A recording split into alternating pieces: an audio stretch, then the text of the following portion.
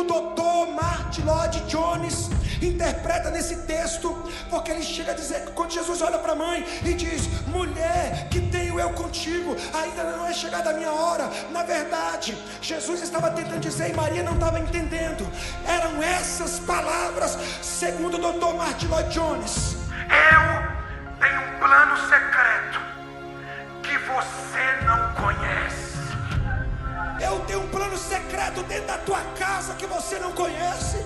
Eu tenho um plano secreto para o teu ministério, para a tua chamada que você não conhece. Eu tenho um plano secreto dentro daquela empresa que você não conhece. Eu tenho um plano secreto para a tua saúde que você não conhece. Se eu fosse você, eu abria o coração, a boca para adorar.